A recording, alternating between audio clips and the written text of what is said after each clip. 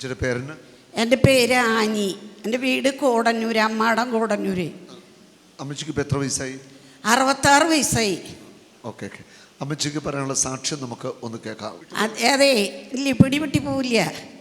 ഞാൻ 1 കൊല്ലം 9 മാസമായി ഇങ്ങനെ ദിവാനിൽ കിടന്നിട്ട് ടി വിയിലേക്ക് ഇങ്ങനെ നോക്കിയിട്ടാണ് ഓൺലൈൻ കുർബാന ഇതൊക്കെ കാണുക.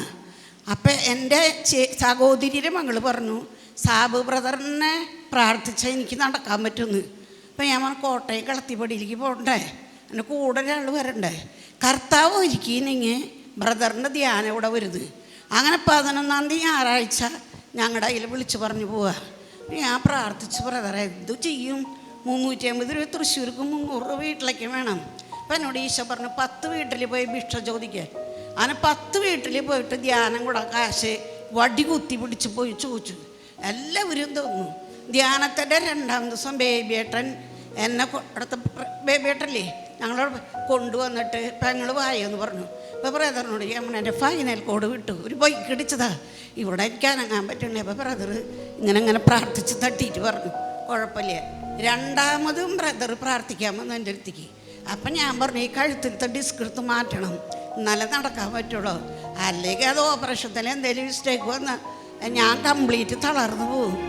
അപ്പോൾ ബ്രദർ പറഞ്ഞേ, അമ്മച്ചീരെ ഒരു തലമുടി നാര് കണ്ടിക്കേണ്ടി വരില്ല, ഈ കയ്യെ കൊണ്ടു കുത്തിയിട്ട് പറഞ്ഞു ഈ വടിയെ കളയാൻ പറഞ്ഞു.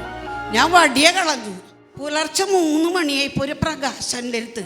അതിലിങ്ങനെ ഒരു പേപ്പറിൽ 3 വചനം.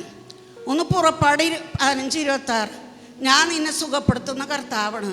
ഒന്ന് ജ്ഞാനം 16:12, മരുന്ന് ലേപന ഔഷധമല്ല എൻ്റെ വചന സൗഖ്യം. 3-ാമത്തെ വചനം യാക്കോസ്ലിയുടെ ലേഖ 5:15, വിശ്വാസത്തോടെ പ്രാർത്ഥന നിന്നെ സൗഖ്യപ്പെടുത്തും.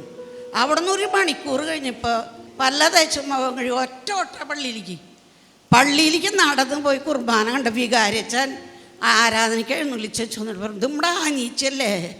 ഞാൻ പറഞ്ഞു സാബു ബ്രദറിൻ്റെ ധ്യാനത്തിന് പോയി. പച്ചൻ പറഞ്ഞു ഞാൻ ഇവിടെ പഴൂരിലിരിക്കുമ്പോൾ ബ്രദറിൻ്റെ നടത്തിയിട്ട് ആൻ്റണി ആലുക്കച്ചൻ ഒരാളുടെ ബെൽറ്റ് അഴിക്കുന്നത്. അപ്പോൾ പള്ളിയായിട്ട് എല്ലാത്തിനും നല്ല പ്രവൃത്തിയായിരുന്നു.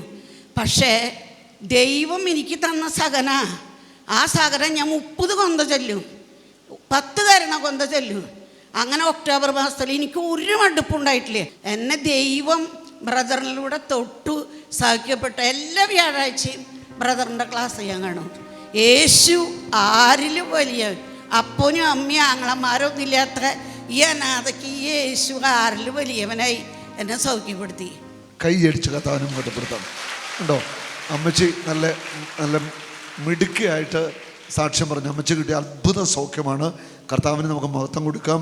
അപ്പോൾ ഈശോ അമ്മച്ചിയുടെ ഒത്തിരി സ്നേഹമായിരുന്നു. ഉറപ്പായിട്ട് നമുക്ക് ഈശോയ്ക്ക് നന്ദി പറയാം. ചൊല്ലുണ്ട്. അന്ന് തൊട്ട് ബ്രദർ പറഞ്ഞില്ലേ, നിങ്ങൾ അധികം കൊന്ത ചൊല്ലുമ്പോൾ ഒരു കൊന്ത ചൊല്ലിക്കൊള്ളുമെന്ന്.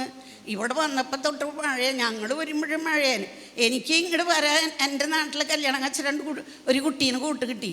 അപ്പം ദൈവമേ, സാബു ബ്രദർ അവിടെ പോയിട്ട് എന്തുട്ടണോ വല്ലവരോട് പറയാൻ പറ്റുമോ? ഞാൻ അങ്ങനെ പ്രാർത്ഥിച്ചു, എല്ലാവർക്കും പ്രാർത്ഥിച്ചുകൊണ്ടിരിക്കുക. ഞാൻ കല്യാണം കഴിക്കാത്ത കാരണം എല്ലാ മക്കളും എൻ്റെ ബ്രദർ എൻ്റെ സഹോദരനാണ് സ്വന്തം.